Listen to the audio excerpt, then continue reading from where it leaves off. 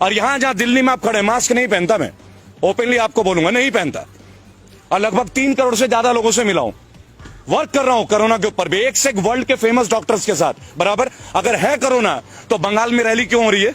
अगर था कोरोना तो बिहार में रैली क्यों हो रही है? और अगर अब भी कोरोना है तो तमिलनाडु में क्यों हो रहा है? तब इनके नहीं, अमित शाह जी मास्क पहनते हैं क्या? अंजना सिंह पहनती है क्या आज तक में? ये रूल हम जैसे सिविलियंस के लिए 2000 रुपए का चालान गाल पे चाटा नहीं लगता?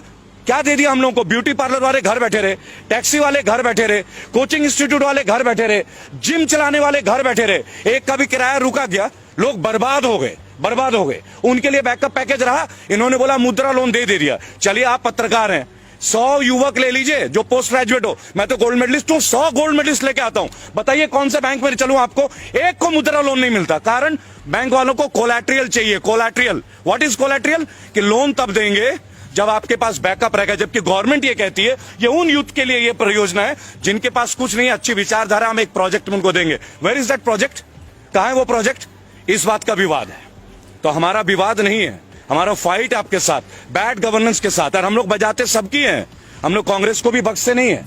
मैं आपको बता दूं, अगर राहुल गांधी में ही दम होता, उनमें ही क्वालिटी होती, तो हमें इनको थोड़ी झेलना पड़ता, अच्छे दिन का जुमला थोड़ी सहना होता। उन्होंने भी वही किया, इन्होंने भी यही किया। और आज अगर कुछ कोई अच्छा कर रहा है, अगर मैं अभी बोल दूं राहुल गांधी अच्छा है तो कांग्रेस का चमचा, अगर मैं अभी बोल दूं केजरीवाल बिजली दे रहा है तो उसका दल्ला, यही तो इनके पास रह गया। केवल आईटी की वॉर है हम लोगों के साथ, आईटी। और अब जो आपने बोला ना सोशल मीडिया, क्या हो जाएगा सोशल मीडिया में?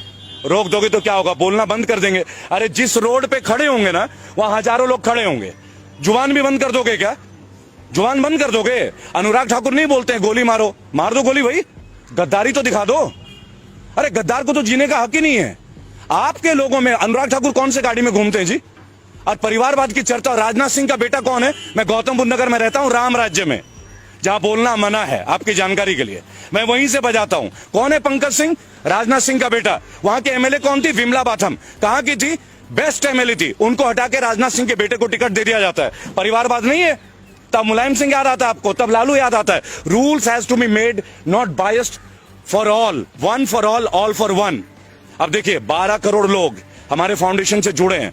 इस साल के अंत तक 25 करोड़ का टारगेट है, और 2022 यूपी और 2024 पूरे देश में। लेकिन कोई पार्टी को सपोर्ट नहीं करेंगे। ओपनली हमने एक बात बोला है, जो भी कैंडिडेट क्राइम फ्री हो, जिनके ऊपर मुकदमा नहीं हो, औरतों के प्रति गंभीर केस ना हो, जिन्होंने छात्र में नेता कभी भी कोई काम किया हो, या जो अनएजुकेटेड हो, अपनी गली मोहल्ले का, उन सब लोगों को हम फाइट के लिए तैयार हैं। रेबल फाउंडेशन उनके लिए तैयार है।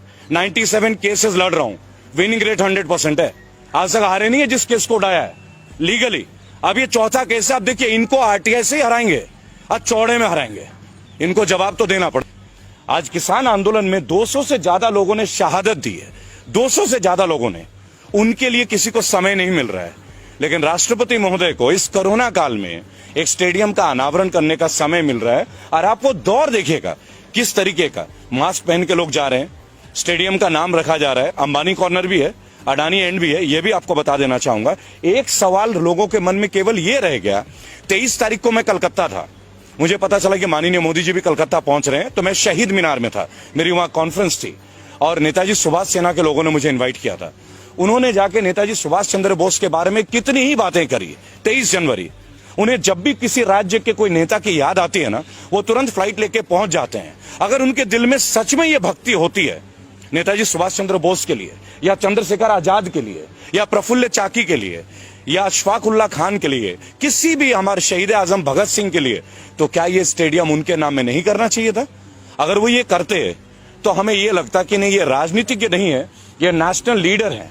नेशनल लीडर, केवल प्राइम मिनिस्टर नहीं है। हमने मोदी जी को as a prime minister selection नहीं किया था, हमने उनको सिलेक्शन किया था एज अ नेशनल लीडर, कि एक साधारण व्यक्ति भी बिना खानदानी पॉलिटिक्स का, बिना पैसेपति, बिना पूंजीपति परिवार के, क्योंकि वो खुद को चाय वाले बताते हैं, राइट, तो वो प्रधानमंत्री बन सकते हैं।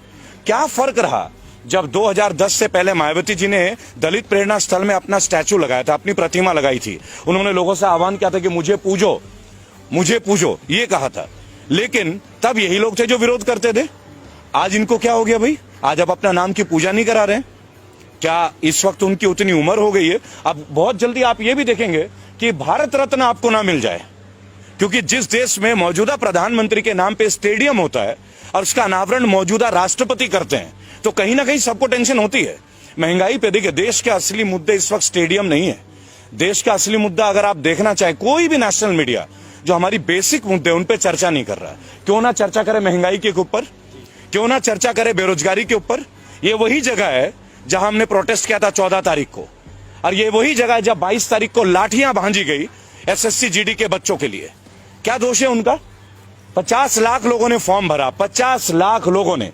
100 रुपए का फॉर्म था, अरबों रुपए कलेक्शन होते हैं। देश का सबसे बड़ा घोटाला है। कौन कहता है कि सरकार घोटाला नहीं करती? सबसे बड़ा घोटाला है फॉर्म घोटाला। अरबों रुपए कलेक्शन करते हैं आप टेस्ट के नाम पे, फॉर्म के नाम पे। और खुद नित्यानंद राय जो राज्यसभा के मंत्री है, वो कहते हैं कि 1.25 लाख वैकेंसी है, तो 54,000 को क्यों ले रहे हो?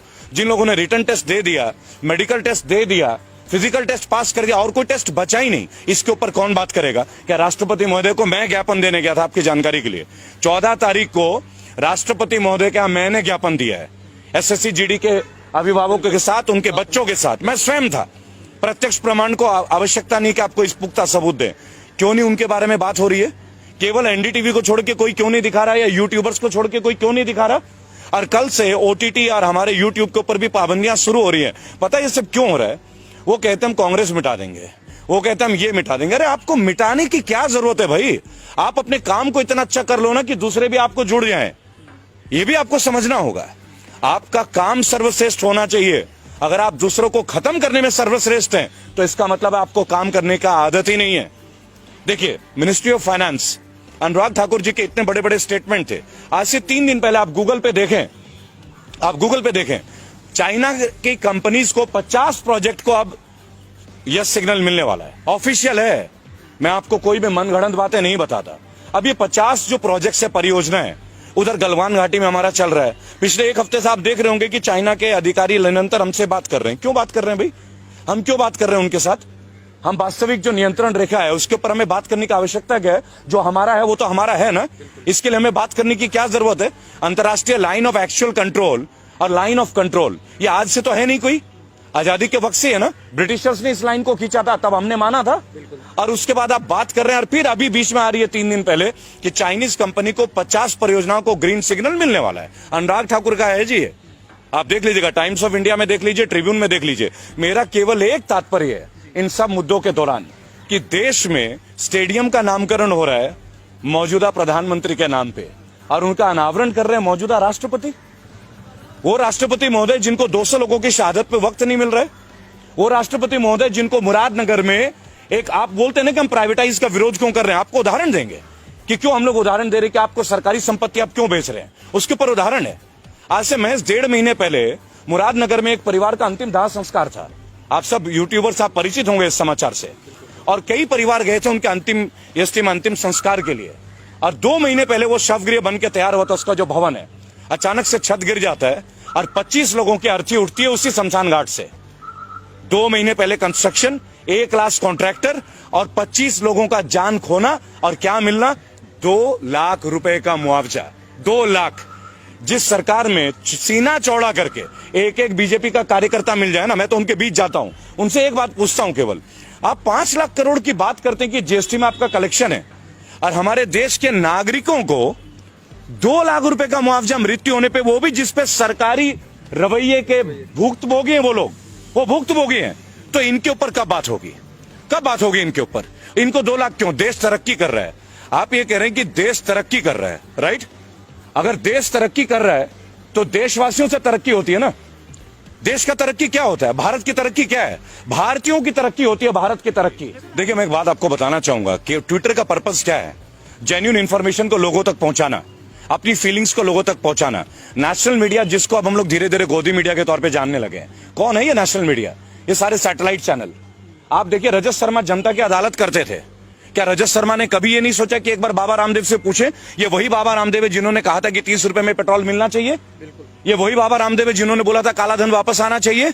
देखिए, हम मोदी जी के हर चीज के खिलाफ नहीं है, कभी भी नहीं है, और व्यक्तिगत तौर पे तो उनके खिलाफ कभी भी नहीं। हम आज भी मोदी जी बोलते हैं, पूज्य नहीं बोलते, माननीय प्रधानमंत्री है।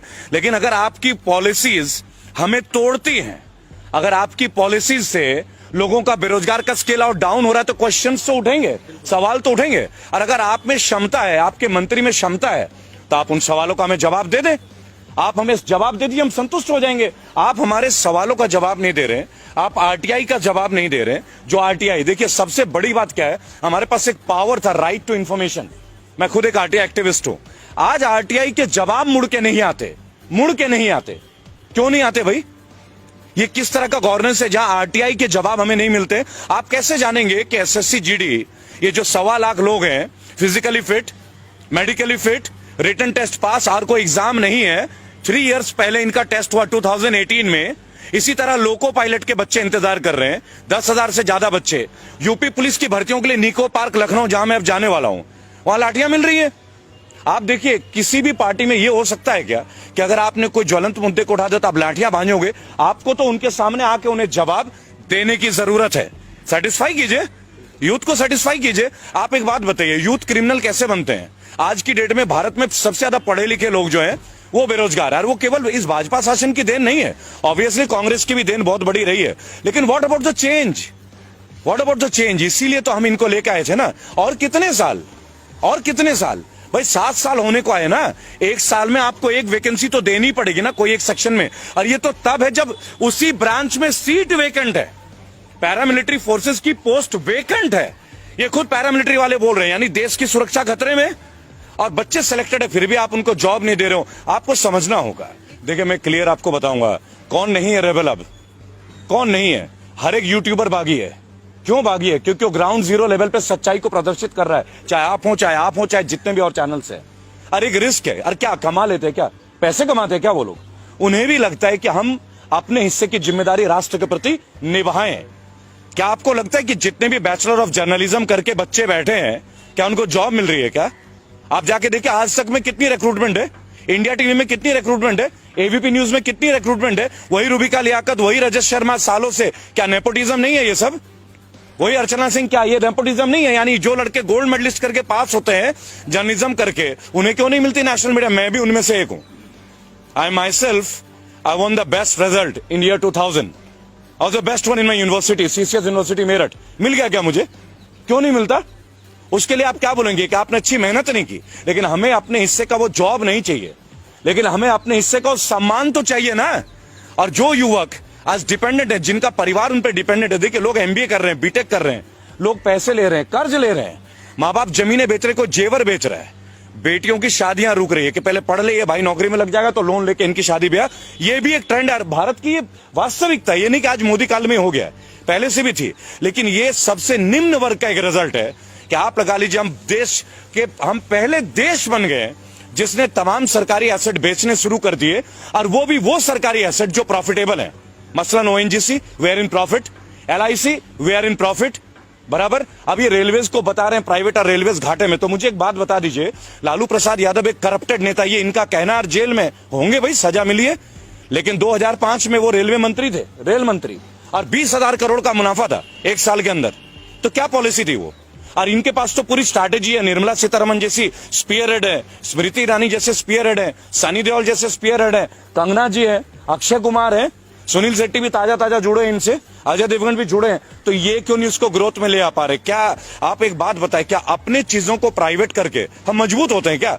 वो कहते हैं सरकारी लोग काम नहीं करते, तो ये तरीका है, आप विभाग ही खत्म कर दोगे। तो एक काम करो, मंत्री भी प्राइवेट कर लेते हैं। आप भी तो सरकार का रिप्रेजेंटेशन कर रहे हो ना, क्यों लेते हो पेंशन? पिछले 6 साल में 3 बार माननीयों की तनख्वाह बढ़ी है। मैंने अभी यशपाल आर्या, जो कि उत्तराखंड के कद्दावर नेता हैं बीजेपी के, मैंने उनसे एक बात पूछा कि भाई साहब, आपके ड्यूटी में जो आईपीएस है, ये बेईमान है क्या? ये पुलिस वाला हरामखोर है क्या, जो इसको पेंशन नहीं मिलती? आपने ईमानदारी कैसे, कौन सा खड्डा खोदा है जो आपको 3-3 पेंशन मिल रहा है? जब आप पार्षद थे तब 1, एमएलए थे तब 2, एमपी बने 3 और मंत्री बने 4। यानी आईपीएस के लिए जो 10 साल रगड़ रहा है अपना, दिल्ली में आके कोचिंग ले रहा है, घर से पैसे भीख मांग के ला रहा है, वो ईमानदार नहीं है। और आप जो व्हाइट कुर्ता पजामा पहनते हो, आप ईमानदारी का ठंगा लेके, और आपके घर का हर आदमी बीएमडब्ल्यू और फॉर्च्यूनर के नीचे घूमता नहीं है। आप बता दीजिए, मोदी जी के काल में सैलरी बढ़ी नहीं है क्या? क्यों बढ़ी वही सैलरी?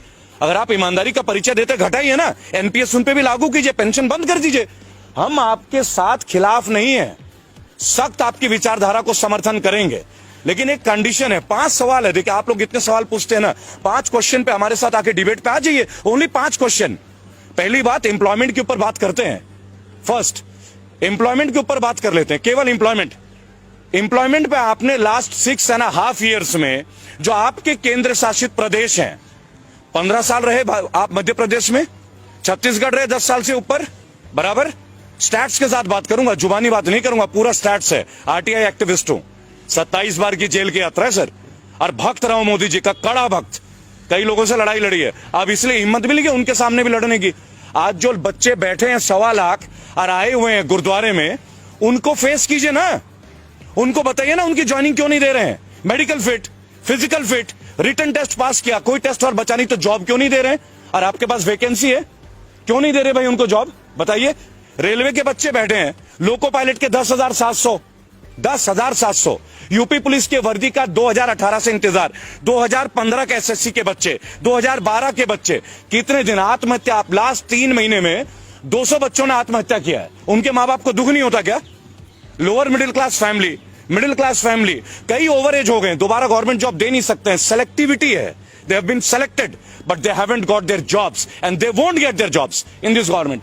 ये लड़ाई उनके लिए है, ये लड़ाई उनके